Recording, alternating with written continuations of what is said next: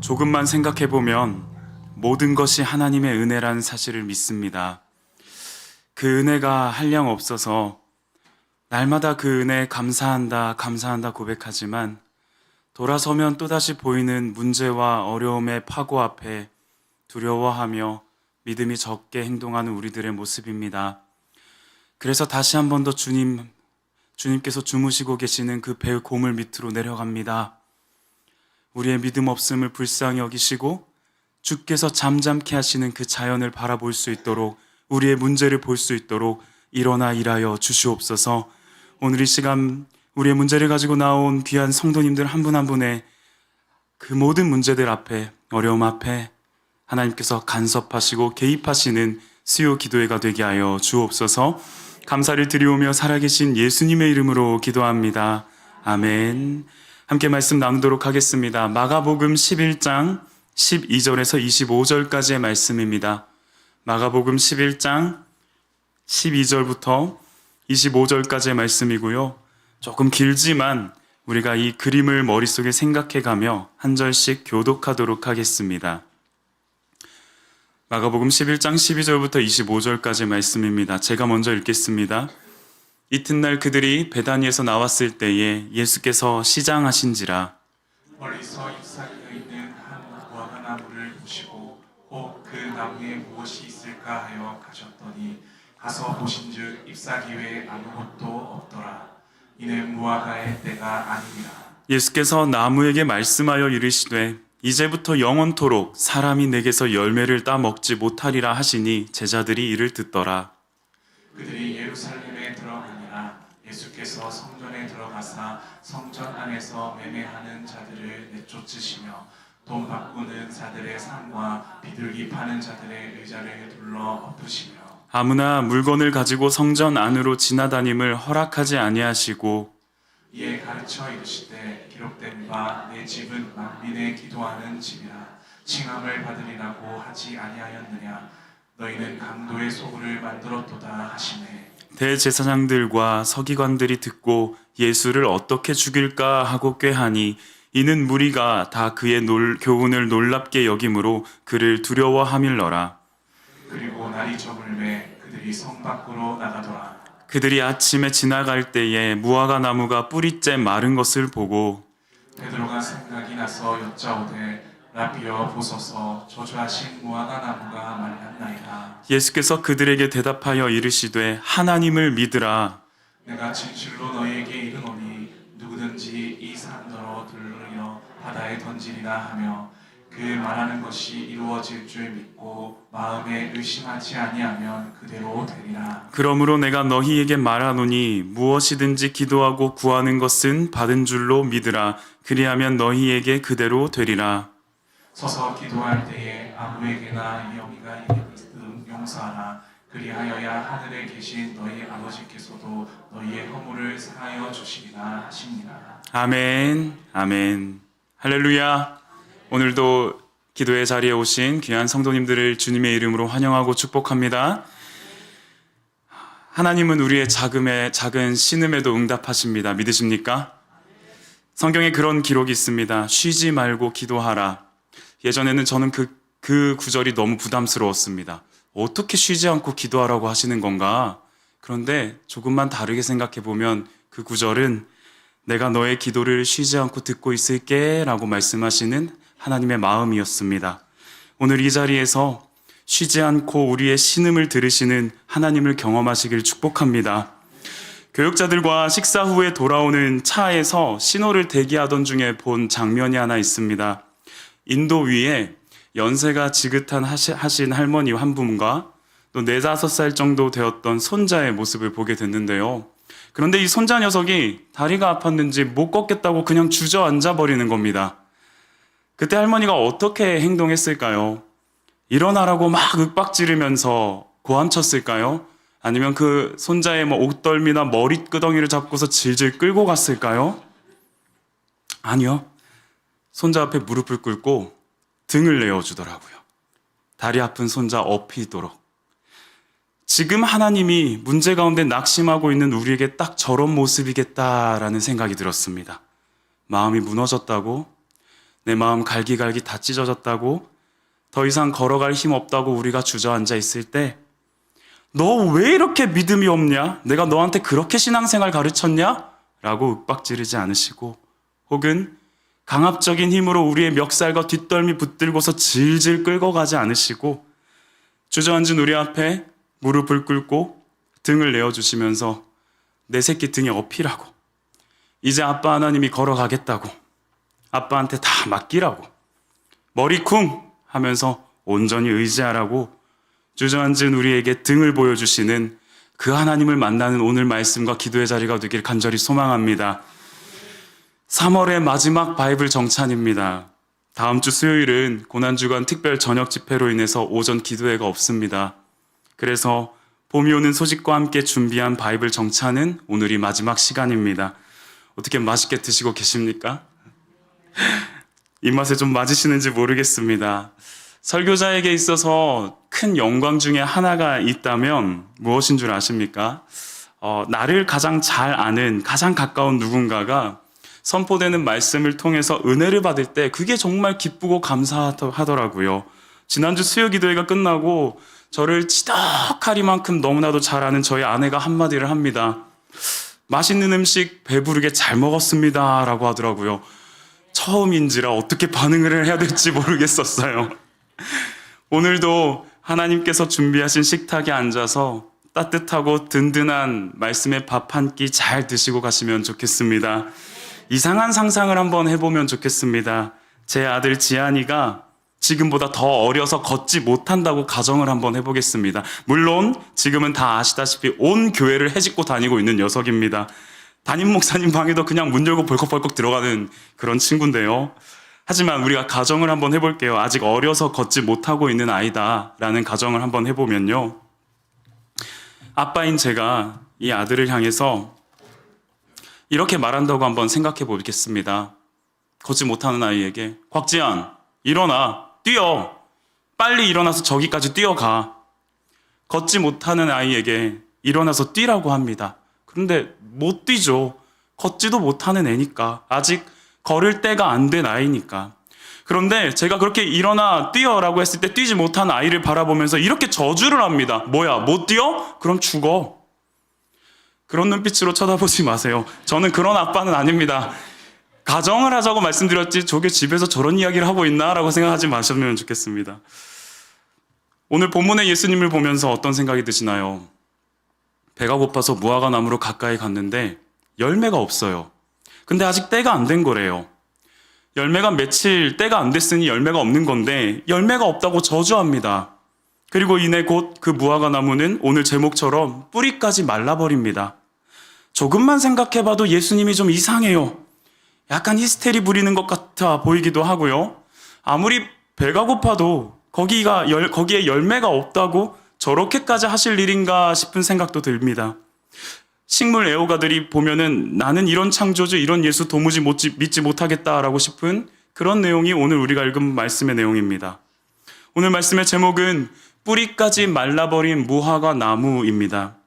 지난주 우리는요, 수로보닉의 여인을 멸시하는 듯한 예수님의 모습을 보았습니다. 물론 말씀을 풀어가는 과정 속에서 그것이 여인을 향한 멸시가 아니었음을 알게 되었죠. 그리고 오늘은 이유를 알 수 없이 무화과 나무를 저주하고 있는 예수를 봅니다.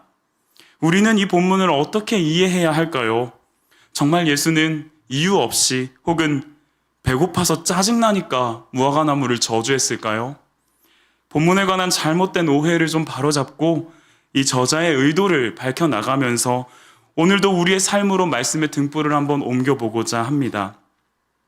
뿌리까지 말라버린 무화과 나무, 먼저는 이 본문이 많은 불신자들을 양산하는 본문이라는 점을 기억하면 좋겠습니다. 한 번 더 말씀을 읽어보면 좋겠는데요. 마가복음 11장 12절에서 14절까지 말씀 한 절씩 교독하겠습니다. 제가 읽겠습니다. 이튿날 그들이 베다니에서 나왔을 때에 예수께서 시장하신지라. 멀리서 잎사귀 있는 한 무화과 나무를 보시고 혹 그 나무에 무엇이 있을까 하여 가셨더니 가서 보신즉 잎사귀 외에 아무것도 없더라.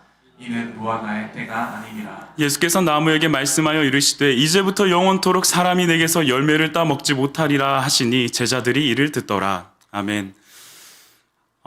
앞에 있었던 문맥, 전문맥이라고 하죠. 11장 1절에서 11절까지 있었던 일을 한번 들어보시겠습니까? 예수와 그 일행이 비로소 예루살렘에 입성합니다.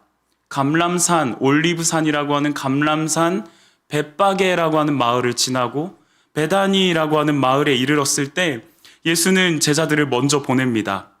가보니까 아무도 타지 않은 나귀 새끼가 있었고요. 예수는 그것을 타고 예루살렘에 입성하십니다. 그러자 수많은 사람들이 자기의 겉옷과 종려나무 가지를 길에 펴면서 환호합니다. 호산나 찬송하리로다 주의 이름으로 오시는 이여.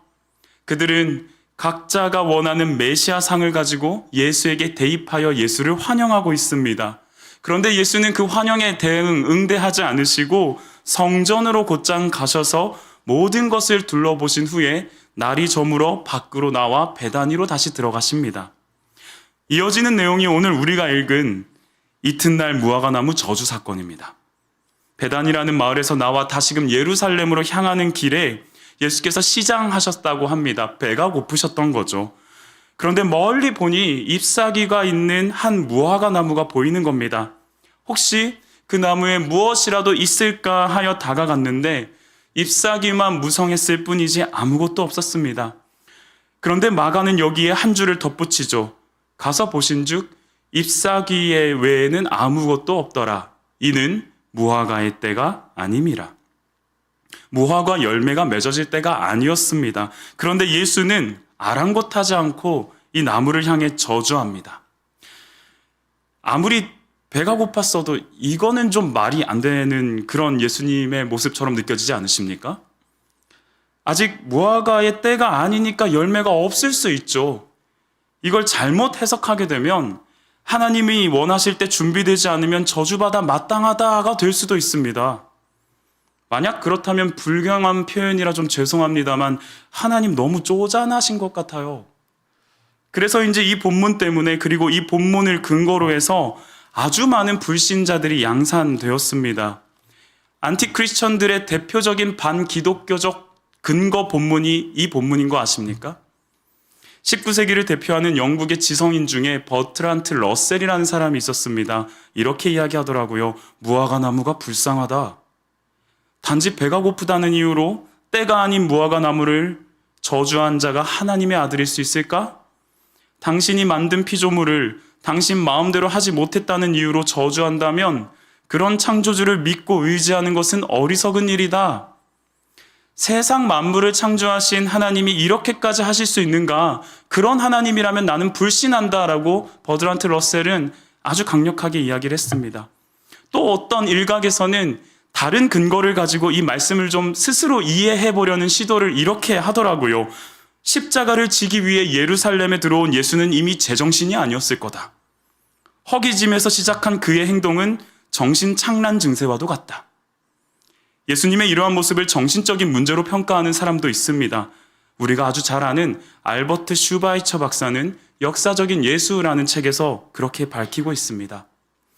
이 외에도 많은 안티크리스천들이 이 본문을 근거로 예수를 부정합니다. 그렇다면 우리는 이 본문을 어떻게 이해하면 좋을까요?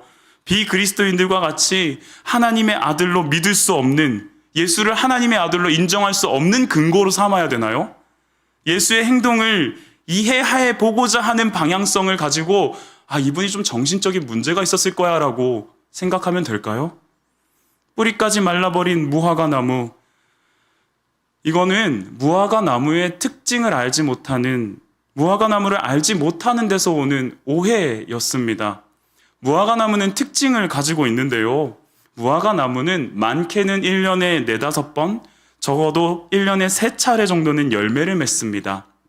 가장 먼저는 3월 혹은 4월쯤에 처음 익은 열매를 맺습니다. 이 열매를 히브리어로 파게라고 말합니다. 우리 한번 따라해 볼까요? 파게. 사진을 한번 준비했는데요. 이게 바로 파게입니다.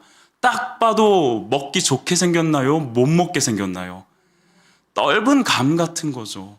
익지 않은 열매입니다. 성경에는 이걸 표현할 때 처음 익은 열매, 익지 않은 열매, 푸른 열매, 설익은 열매라고 표현하기도 합니다. 그런데 여러분, 성경에 이 단어로 만들어진 마을 이름이 있는 거 아십니까? 파게라고 했죠. 베이트 파게, 벳파게가 바로 이 설익은 열매를 가진 마을이다라고 해서 벳파게 마을을 처음 익은 무화과 열매 마을이라는 이름을 갖습니다. 그런데 이 열매는 설이 익었기 때문에 웬만하면 사람들이 잘 먹으려고 하진 않더라고요. 하지만 잘 생각해 보십시오. 처음 익은 열매가 맺혀야만 다음 열매가 맺어질 수 있다는 소망이 이 파게에 담겨져 있습니다. 그래서 첫 열매가 너무나도 중요합니다. 그 열매 없이는 다음 열매가 있을 수가 없거든요. 그런가 하면 사람이 먹을 수 있는 맛있는 무화과는 7월에서 8월경에 열매를 맺습니다. 이 열매를 히브리어로 테이나라고 말합니다. 따라해 볼게요. 테이나. 한 번 더. 테이나. 이렇게 생겼죠. 다른 사진도 있는데요. 한번 보여주시겠어요? 네, 이렇게 생겼습니다. 과즙이 뚝뚝 떨어지는 정말 달콤하고 맛있는 무화과는 바로 이 테이나입니다. 저와 이요한 목사님이 문 닫고 이스라엘을 나왔잖아요. 전쟁이 펼쳐져서 더 이상 들어올 수 없는데 여리고에서 저희가 이걸 맛봤지 않았었습니까? 진짜 안 먹어보셨으면 말을 못합니다. 네. 기가 막힌데 나중에 문 열리면 꼭 한번 가셔서 드셔보시기 원합니다. 성경에는 이 단어로 만들어진 마을 이름도 있습니다. 베이트 테이나, 베이트가 집이거든요. 베이트 테이나 바로 베다니입니다. 베다니. 그래서 아까 11장 시작할 때 굳이 감난산 벳바게와 베다니를 지나 예루살렘에 이르렀다라고 무화과 나무와 엮어서 다 설명하고 있는 마가의 아주 큰 친절함이었습니다. 베다니 마을은 완전히 익은 무화과 열매 마을이라는 의미를 갖더라고요. 그런데 반그리스도인들, 비기독교인들의 오해는 이 무화과를 구분하지 못하는 실수로 인함이었습니다. 아까 처음 익은 열매를 우리가 무엇이라고 말했죠? 파게. 완전히 익은 열매는요, 테이나. 13절 말씀을 한번 보면 이렇습니다. 멀리서 잎사귀가 있는 한 무화과 나무를 보시고 혹 그 나무에 무엇이 있을까 하여 가셨더니 가서 보신즉 잎사귀 외에 아무것도 없더라. 이는 무화과의 때가 아님이라. 예수님이 예루살렘에 들어가실 때에는 6월절을 앞두고 있는 4월경이었습니다. 자, 그 당시 4월경 무화과 나무에 잎사귀가 무성했다면 거기에는 뭐가 있을 가능성이 높을까요? 그렇죠. 너무 집중해 주셔서 감사합니다. 처음 익은 열매, 파게가 있어야 합니다. 예수님은 잎사귀가 무성한 이 무화과 나무를 보시고 혹 그 나무에 파게가 있을까? 무엇이 있을까? 파게가 있을까 하여 다가갔습니다. 하지만 잎사귀 외에는 아무것도 없었죠. 이 나무는 처음 익은 열매를 맺지 못한 나무였습니다. 그런데 마가가 한 줄을 덧붙이죠. 이는 무화과의 때가 아님이라. 여기서 말하는 무화과의 때는 언제를 말하는 걸까요? 테이나의 때를 말하고 있는 겁니다. 테이나의 때는 7, 8월 경이기 때문에 마가는 지금 그때가 아니었다라고 덧붙이고 있는 겁니다. 파게와 테이나의 특징을, 무화과의 특징을 모르면 일어날 수 있는 오해입니다. 버드란트 러셀의 말처럼 무화과 나무만 불쌍해지는 거죠. 예수는 이상하게 된 거고. 알버트 슈바이처의 말처럼 예수는 십자가가 두려운, 십자가의 죽음이 두려운 정신질환자에 불과한 거죠. 아닙니다. 예수는 분명히 그곳에서 파게를 찾으셨습니다. 사람이 먹을 만한 열매는 아니지만 파게가 있어야 반드시 테이나가 있을 수 있기 때문에, 처음 익은 열매가 있어야 완전히 익은 열매가 이어서 나타날 수 있기 때문에 예수는 그곳에서 처음 익은 열매를 찾으셨던 겁니다. 하지만 파게는 없었고 예수는 처음 익은 열매조차 없는 그 무화과 나무를 저주하고 계시는 겁니다. 그렇다면 왜 예수는 그곳에서 처음 익은 열매를 구하고 계셨을까요? 저자 마가는 어떤 의도로 이 본문을 우리에게 기록하여 남겨준 걸까요? 뿌리까지 말라버린 무화과 나무, 세 번째는요, 샌드위치로 드러나는 마가의 확실한 의도입니다. 샌드위치 먹어보셨나요? 저희 아름빛교회 교육자들은 주일 점심은 매번 샌드위치만 먹습니다. 정말 우리 성도님들 그 사업장에서 하시는 그 샌드위치가 정말 너무너무 맛있거든요. 기회 되시면 꼭 한번 가서 드셔보시길 바랍니다. 샌드위치가 어떻게 생겼습니까? 빵과 빵 사이에 내용물이 담겨져 있습니다. 빵과 빵 사이에 있는 내용물. 바로 이러한 이미지를 가진 문학적 기법을 샌드위치 구조라고 이야기를 합니다. 마가는요, 당시의 이 문학 기법인 샌드위치 구조를 가장 잘 활용하는 복음서 저자였습니다. 학자들은 대략 7번에서 9번 정도의 샌드위치 구조가 마가복음에 들어있다라고 얘기할 정도니까요. 이 샌드위치 구조는 글과 글 사이에 전혀 다른 글을 배치하는 기법입니다. 이게 서로 다른 내용인 것처럼 보이지만 사실은 서로를 강조하고 부각하는 기법입니다.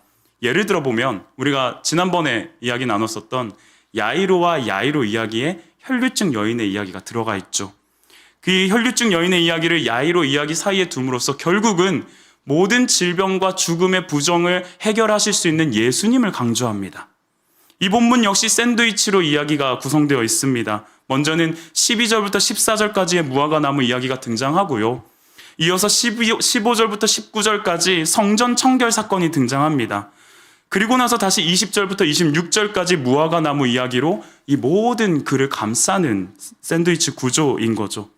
그렇다면 우리는 무화과 나무 이야기 사이에 성전 청결 사건이 들어있다라는 것, 이것이 서로 상관되어 있다는 것을 기억할 필요가 있습니다. 여기서 예수님의 모습을 통해 드러내는 마가의 의도를 발견할 수 있겠죠. 성전 청결 사건을 우리 한번 다시 읽어보면 좋겠는데요. 11장 15절에서 19절까지 말씀이고 성도님들이 먼저 읽어주시면 좋겠습니다. 먼저 읽도록 하겠습니다. 시작.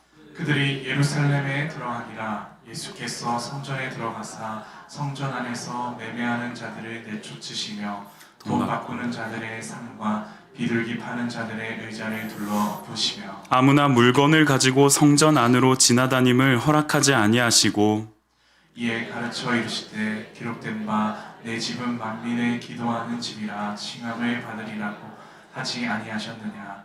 너희는 강도의 소굴을 만들어도다 하시며 대제사장들과 서기관들이 듣고 예수를 어떻게 죽일까 하고 꾀하니 이는 무리가 다 그의 교훈을 놀랍게 여김으로 그를 두려워함일러라.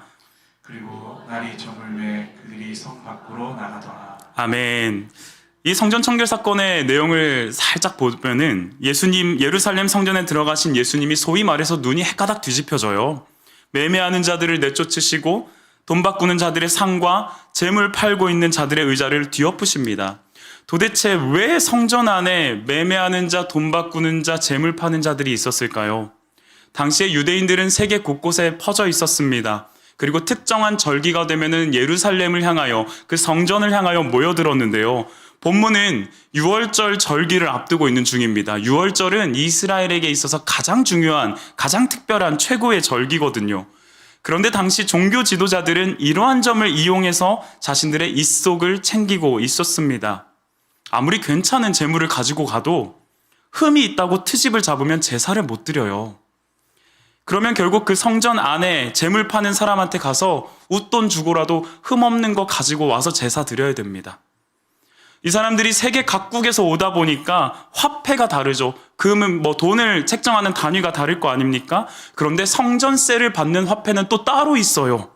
그러니 말도 안 되는 수수료를 내고 그 자리에서 돈을 바꿔야 되는 겁니다.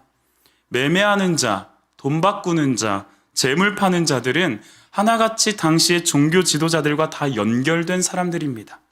그래서 예수께서는 이사야와 예레미야의 말씀을 인용하시면서 뒤집어 엎으시는 겁니다. 내 집은 만민이 기도하는 집인데 너희는 왜 강도의 소굴을 만들었냐라고.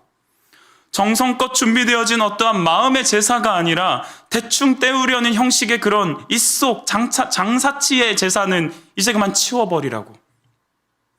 여기서 우리는 무화과 나무 이야기와 성전 청결 사건이 처음 열매로 연결된다는 사실을 볼 수 있습니다. 이미 잎사귀는 무성한 무화과 나무, 당시 4월이라면 당연히 파괴가 열려 있어야 할 시기인데요. 하지만 아까도 보았듯이 그 나무에는 처음 열매가 없었던 상태입니다. 그래서 예수께서 말씀하시죠. 너는 영원히 열매를 맺지 못하게 될 거라고. 복의 근원인 민족으로서 첫 열매가 되어야 했던 이스라엘이 잎사귀만 무성해진 상태입니다. 예수께 있어서 열매 없는 이 성전 유대교의 종말은 뿌리까지 말라버린 무화과 나무를 상징하게 됩니다. 예수님은 성전 유대교를 향하여 무화과 나무에 빗대어서 심판하고 계시는 겁니다. 그런데요, 사랑하는 여러분, 여기서 우리가 주의 깊게 묵상해야 할 지점이 나타납니다. 이 본문을 적용하는 과정에서 그러니 우리가 열매를 잘 맺자. 그러니 우리도 처음 열매를 잘 맺자로 마무리를 한다는 거죠. 잎사귀 무성하지 않도록 신앙의 내실을 갖추자 정도로 끝내려고 한다는 겁니다. 만약 그렇다면 그 열매를 맺는 주체는 누가 됩니까? 우리 자신이 되는 거죠. 이러한 모습은 당시 종교 지도자들이 실패한 방향을 곧이곧대로 따라가고 있는 모습 아닐까요? 저도 그렇게 해석했습니다. 나는 저런 사람들처럼, 저 종교 지도자들처럼, 저 처음 이스라엘 백성들처럼 입만 무성하면 안 되겠다. 하나님이 기뻐하시는 열매를 맺자. 뭐가 좋을까? 성경을 보니까 성령의 9가지 열매, 그것도 9가지나 열매를 맺어. 그래, 좋네. 그 열매 맺으면 되겠다. 만약 우리가 그렇게 결론을 맺는다면 22절 이후에 예수님의 말씀은 안중에도 없는 해석이 되어버립니다. 이 본문을 뜬금없는 믿음과 용서의 기도로 이끌어 나가시는 예수님의 의도를 무시해버리는 겁니다. 굳이 샌드위치 구조를 이용해서 성전 이야기를 담고 있는 마가의 의도를 무시해버리는 행위입니다. 뿌리까지 말라버린 무화과 나무, 네 번째는 믿음과 용서의 기도로 마무리하시는 예수님의 의도입니다. 말씀을 한 번 더 읽어보겠습니다. 마가복음 11장 20절에서 25절인데요. 제가 먼저 읽겠습니다. 그들이 아침에 지나갈 때에 무화과 나무가 뿌리째 마른 것을 보고 베드로가 생각이 나서 여짜오되 라비여 보소서 조주하신 무화과 나무가 말랐나이다. 예수께서 그들에게 대답하여 이르시되 하나님을 믿으라. 내가 진실로 너희에게 이르노니 누구든지 이 산더러 들리어 바다에 던지리라 하며 그 말하는 것이 이루어질 줄 믿고 마음에 의심하지 아니하면 그대로 되리라. 그러므로 내가 너희에게 말하노니 무엇이든지 기도하고 구하는 것은 받은 줄로 믿으라. 그리하면 너희에게 그대로 되리라. 서서 기도할 때에 아무에게나 혐의가 있거든 용서하라. 그리하여야 하늘에 계신 너희 아버지께서도 너희 허물을 사하여 주시리라 하시니라. 아멘. 이해가 되십니까? 우리를 상당히 난해하게 만드는 예수님의 말씀입니다. 20절과 21절까지의 장면 묘사는 사실 그렇게 어렵지 않습니다. 아침에 지나갈 때 무화과 나무가 뿌리째 마른 것을 보고 베드로가 그 예수님이 전날에 하셨던 그 말씀, 그 저주가 생각이 나서 와, 라비여 보소서 저주하신 무화과 나무가 말랐나이다. 꼭 여기서 그렇게 끼어들어요, 베드로는. 그랬더니 예수님께서 22절부터 이상하리만큼 난해한 말씀을 하십니다. 22절을 보세요. 하나님을 믿으라. 뜬금없이 갑자기 제자들을 향해서 하나님을 믿으라고 말씀하시죠. 23절과 24절도 이상합니다. 이 산더러 들리어 바다에 던져지라 말하고 마음에 의심하지 않으면 그대로 되리라. 무엇이든지 기도하고 구하는 것은 받은 줄로 믿으라. 그리하면 다 그대로 될 거다. 우리는 이 본문을 가지고 그렇지. 내가 열심히 기도해야 할 이유가 있어 라고 많이 받아들였습니다. 그런데 생각해 보십시오. 지금 이 우리의 문맥의 흐름상 산과 바다의 이야기는 대체 왜 나오고 있고 의심하지 않고 믿음으로 구하는 기도를 도대체 왜 말씀하고 계시는 건가? 앞권은 25절입니다. 기도할 땐 용서해라. 그래야 하늘 아버지도 너의 허물 용서할 거다. 아니, 믿고 기도하면 된다면서 갑자기 또 용서를 하라고 하시네요. 정말 어렵습니다. 그래서 저도 쉽게 가려고 했습니다. 이렇게 말이죠. 여러분, 성전 유대교 지도자들과 같이, 그들과 달리 우리는 처음 익은 열매를 잘 맺읍시다. 자, 저들의 실상을 보십시오. 잎만 무성하고 열매는 없죠? 우리는 그렇게 살지 맙시다. 라고 결론 맺으려고 했습니다. 그런데 말씀을 곱씹으면 곱씹을수록 그건 이 말씀을 기록한 마가의 의도도 이 말씀을 하시는 예수님의 의도도 아닌 거예요. 오히려 점점 예루살렘에 갓 입성하신 예수님의 사명에 초점을 맞추게 됩니다. 여러분, 예수님은 지금 예루살렘에 왜 들어오신 거죠? 죽으려고요. 구약의 모든 불완전한 제사를 단 한 번의 온전한 제사로 드리기 위해 예루살렘에 오신 겁니다. 단지 어떠한 눈에 보이는 어지러운 성전 깨끗하게 하겠다 정도가 아니라 성전 되시는 자신의 육체가 허물어짐으로써 죽음의 문제를 해결하겠다라는 사명 가지고 지금 예루살렘에 들어오셨습니다. 예수의 사명의 근거에서 본문을 해석해야 했습니다. 요한복음 2장 19절에서 21절에 예수께서는 이렇게 말씀하십니다. 예수께서 대답하여 이르시되 너희가 이 성전을 헐라 내가 사흘 동안에 일으키리라. 유대인들이 이르되 이 성전은 46년 동안의 지었건을 내가 3일 동안 일으키겠느냐 하더라. 그러나 예수는 성전된 자기 육체를 가리켜 말씀하신 것이라. 요한복음 12장 24절을 보니 또 이런 말씀이 기록되어 있습니다. 내가 진실로 진실로 너희에게 이르노니 한 알의 밀이 땅에 떨어져 죽지 아니하면 한 알 그대로 있고 죽으면 많은 열매를 맺느니라. 무화과 나무 이야기와 성전 이야기가 바로 이 말씀들 속에서 엮이고 있습니다. 성전 유대교는 잎만 무성할 뿐 처음 익은 열매를 맺지 못했습니다. 그러나 한 알의 밀이 땅에 떨어져 죽게 되면 많은 열매를 맺게 되죠. 그 한 알의 밀, 성전된 자신의 육체를 가리키는 예수 그리스도의 십자가와 죽음이었습니다. 그래서 예수께서는 22절에 제자들을 향해서 하나님을 믿으라 라고 그 믿음을 가지라고 요청하는 겁니다. 왜요? 예수는 그들이 기대했던 정치적이고 군사적인 메시아가 아니라 이제 곧 죽임당할 메시아이기 때문에 비록 자신이 모진 고난을 받고 십자가 위에서 죽어서 무덤에 들어간더라도 제자들에게 이야기했던 것처럼 사흘 만에 다시 살아나게 하실 그 하나님을 믿으라고. 23절 예수가 지금 바라보고 있는 이 산은요, 성전이 세워진 성전산을 말하고 있습니다. 그 성전산, 산에 있는 성전은 곧 바다에 던져지게 될 것이라고. 바다는 심판을 의미하는 장소입니다. 심판을 의미하는 그 바다를 향하여서 성전된 자신의 육체가 내동댕이 쳐질 것을 말하고 있습니다. 요나가 깊은 바다로 내던져진 것처럼 이 산이 들려서 저 바다로 내던져지듯이 십자가 위에 예수도 성부 하나님의 고개 돌림 앞에 영원한 죽음의 깊은 바다로 내던져질 것이다 라고 지금 말씀하고 계시는 겁니다. 그러나 24절처럼 그때가 되면 무엇이든지 기도하고 구하는 것은 받은 줄로 믿으라. 예수의 죽음으로 인해서 무너진 하나님과의 관계가 회복될 것이기 때문에 이제는 하나님을 우리의 아버지라고 부르며 예수의 이름으로 구할 수 있을 때가 바로 그때이기 때문에 오직 예수의 이름으로 자신의 죽음이 해결하는 하나님과의 관계를 생각하도록 우리에게 말씀하시는 겁니다. 끝으로 25절에서 예수는 제자들에게 이렇게 말씀하시죠. 십자가의 죽음을 통하여 하늘 아버지께서도 너희를 용서하실 것이니 너희도 용서해라. 하나님의 사랑이 십자가 위에 예수를 통해 우리를 향한 용서로 나타났으니